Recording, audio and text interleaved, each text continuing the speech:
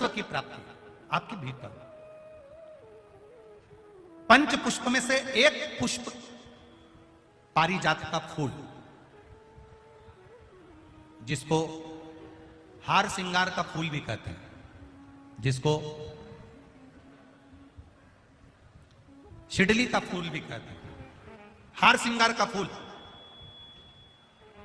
ऊपर से सफेद, नीचे जो उसकी डंडी होती है वो थोड़ी नारंगी होती है, संतरे की कलर की होती है, नारंगी कलर।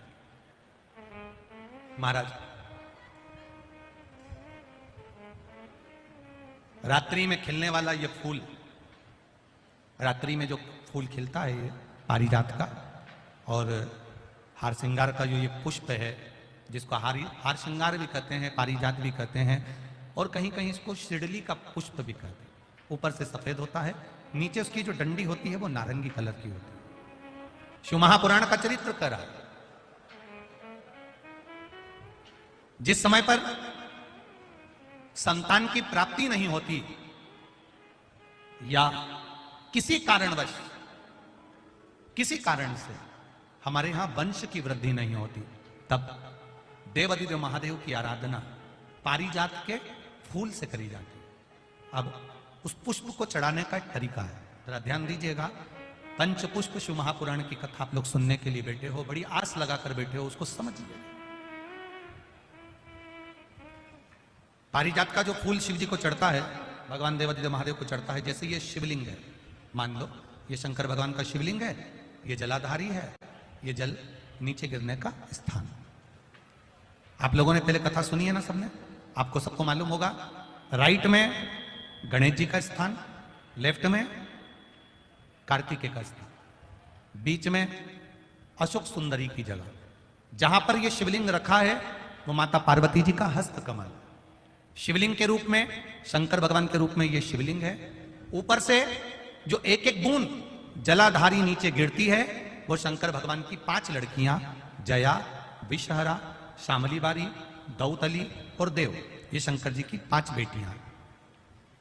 वंश वृद्धि के लिए, कार्य सिद्धि के लिए, वैभव प्राप्ति के लिए, या अपने हृदय की सुख समृद्धि के लिए, संतान प्राप्ति के लिए पारिजात हार श्रृंगार के फूल की शिव जी को आराधना होती है। हार श्रृंगार का जो पुष्प होता है, अशोक सुंदरी वाली जगह पर हम पारिजात के पुष्प को समर्पित करते हैं। उसकी डंडी का जो मुख है वो शिवलिंग की ओर होता है जब अपन अशोक सुंदरी पर चढ़ाते हैं, और फूल का मुख इधर होता है।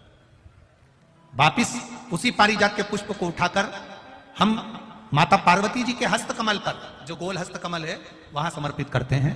उस जगह पर माता पार्वती जी की ओर से जो पुष्प समर्पित किया जाता है, उसकी डंडी पारिजात की हमारी ओर होती है, पुष्प का मुख महादेव की ओर होता है। तीसरी जगह, जब हम पारिजात के पुष्प को अशोक सुंदरी पे से उठाकर जगत जननी के हस्त कमल पर रखते हैं, हस्त कमल पे से उठाकर देवादिदेव महादेव के शिवलिंग पर रखते हैं, उस समय पर पारिजात के पुष्प की डंडी शिवलिंग के ऊपर होती है और फूल का मुख अपनी ओर होता है। इस जगह पर पारिजात के पुष्प की डंडी के केसर से ही महादेव को त्रिपुंड लगाया जाता है और महादेव से प्रार्थना करी जाती है। अब पारिजात के फूल का केसर कैसे बनाना है वो भी एक बार आप लोग अच्छे से समझे। जैसे मान लो अभी पारिजात का तो फूल यहां पर नहीं है, पर आप टीवी पर दर्शन कर रहे होंगे। पारिजात पुष्प की जो पीछे की डंडी होती है, फूल सफेद और पीछे जो डंडी होती है नारंगी कलर की, केसरिया कलर की, उसको तोड़ लिया जाता है। तोड़कर ऐसी 25-50 फूल की पीछे की डंडी को तोड़कर उसको रख दिया जाता है। उसको धूप में नहीं सुखाते, केवल घर में उसको एक कटोरी में या थाली में रख दो, वो धीरे धीरे सूख जाएगा। सूखने के बाद उसको पीस लो, पीसकर उसका चंदन तैयार हो जाएगा पारिजात फूल की उस डंडी का। और जिस समय वंश के लिए, सिद्धि के लिए, कार्य सिद्धि के लिए या वैभव प्राप्ति के लिए हम पारिजात का पुष्प देवादिदेव महादेव को समर्पित करते हैं, उस समय इसी को पानी में घोलकर देवादिदेव महादेव को जब आप लगाएंगे तो जैसे केसर घुलती है, केसर का जैसे कलर होता है, केसर जैसी सुगंध प्राप्ति के लिए हम पारिजात का पुष्प देवादिदेव महादेव को समर्पित करते हैं। उस समय इसी को पानी में घोलकर देवादिदेव महादेव को जब आप लगाएंगे तो जैसे केसर घुलती है, केसर का जैसे कलर होता है, केसर जैसी सुगंध करती है, वैसे की वैसे ही ये पारिजात की जो डंडी आप लोगों ने सुखाई है, वही डंडी का जो चंदन बनाया है, शिव जी को लेपन करा है, उस समय पर अपने हृदय की बात आपने जो देवादिदेव महादेव को कही है, बस वही सुगंध हमारे जीवन में आना प्रारंभ हो जाती है। वो पारिजात हार श्रृंगार। अब जरा ध्यान दीजिएगा, हार श्रृंगार के पुष्प, पारिजात का जो पुष्प है, सोमवार की अष्टमी पड़ने पर यदि हम देवादिदेव महादेव की पारिजात के फूल से आराधना करते हैं, स्मरण करते हैं, तो उसका फल भी हमें अधिक प्राप्त होता है। पारिजात का पुष्प, हम तो यहां तक कहेंगे अगर आपके यहां हार श्रृंगार का पेड़ लगा हो, पारिजात का पुष्प यदि आपके यहां होता हो, रात को खिलता है, सवेरे मिलता है, ऐसा पारिजात का अगर वृक्ष आपके यहां लगा हो तो प्रयास कर ले। 12 महीने शिवरात्रि आती है, बोलो आती कि नहीं आती? आती है ना 12 महीने। 12 महीने शिवरात्रि आती है। कैलेंडर पर एक गोला बनाकर रख देना कि हमको ये शिवरात्रि आई है, हर महीने की शिवरात्रि तुम्हारे ध्यान में रहेगी। एक पारिजात का पुष्प, हार श्रृंगार का पुष्प, एक अगर देवादिदेव महादेव को आपने चढ़ाना चालू कर दिया, समर्पित करना प्रारंभ कर दिया, तो आपको पीछे पलट कर देखने की जरूरत नहीं पड़ेगी, महादेव हाथ पकड़ ही रहता। पारिजात का पुष्प शिव को समर्पित।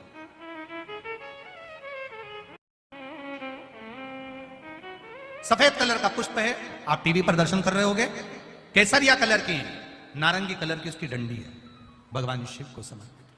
पारिजात।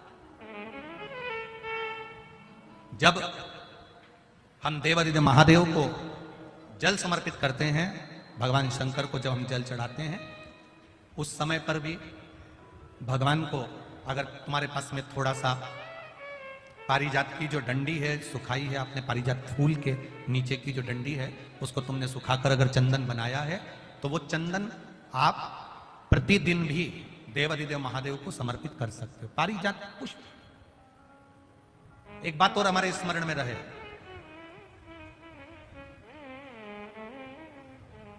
भगवान शिव को जो ये 5 तरह के पुष्प समर्पित करे जाते हैं, इन पुष्पों की डंडी जो पीछे लगी होती है, इसको तोड़ा नहीं जाता शिव जी को चढ़ाते समय, इसका स्मरण आपको रहे। 3 शिवालय ऐसे हैं जहां पर पारिजात के पुष्प को समर्पित कर देने से, भगवान शंकर को अगर पारिजात का पुष्प समर्पित किया जाता है तो मनवांचित फल की प्राप्ति होती है। पहला, मां नर्मदा से निकला हुआ कंकर नर्मदेश्वर महादेव। अगर कहीं नर्मदा जी के कंकर से शिवलिंग बना हुआ है तो मां नर्मदा के शिवलिंग पर पारिजात का पुष्प समर्पित होता है। दूसरा, जो शिवालय एकांत में हो, एकांतेश्वर महादेव जो एकांत में बैठे हो, भले ओटले पर बैठे हो, अकेले बैठे हो, एकांत में बैठे हो, वो एकांतेश्वर महादेव पर भी पारिजात का पुष्प समर्पित कर देने से, अगर कोई अदालत का कोर्ट केस होता है तो बाबा देवादिदेव महादेव का मात्र पारिजात पुष्प का स्मरण या उसको समर्पित कर देने से भी फल की प्राप्ति होती है। तीसरा, ऐसा शिवालय जो नदी के तट पर हो, सरोवर के तट पर हो, कुंड के तट पर हो, बावड़ी के तट पर हो, कुएं के तट पर हो। आप सब लोग तो ग्रामीण क्षेत्र के निवासी हैं और जितने लोग भी कथा सुन रहे हैं आस्था चैनल पर, फेसबुक, यूट्यूब पर, सबके स्मरण में होगा, पहले हमारे जो पूर्वज होते थे वो कुआं बावड़ी के पास में शंकर जी का शिवलिंग रख देते थे। ध्यान में होगा, जिसको स्मरण में होगा उसको मालूम होगा। शिवलिंग लाते थे और जहां कुआं होता था, बावड़ी होता था, तालाब होता था, नदी होती थी, उसके तट पर, उसके पास में शिवलिंग रख देते थे। कारण क्या है? किसी जलाशय, कुआं, बावड़ी, तालाब, नदी, सरोवर, इसके पास में जो शिवलिंग होता है, उस शिवलिंग को बहुत सिद्ध करने की जरूरत नहीं होती। स्वयं गंगा मैया उस कुंड बावड़ी के रूप में रहकर शिवलिंग को सिद्ध कर देती है और वहां स्वयं विराजमान हो जाती है महाराज। वहां पर भी यह हार श्रृंगार, पारिजात का पुष्प शिव को समर्पित किया जाए। 3 जगह ऐसी है जहां कभी मौका मिल जाए और तुम्हारे पास में पारिजात का फूल हो और कहीं भी तुम्हें मिल गया, तुमने आज्ञा ले ली, हम ये पुष्प ले लें क्या, और लेकर अगर आपने चढ़ाया है तो उसका फल जरूर मिलेगा। पारिजात, हार श्रृंगार का पुष्प। चंदन भी प्रयोग कर सकते हो, चंदन।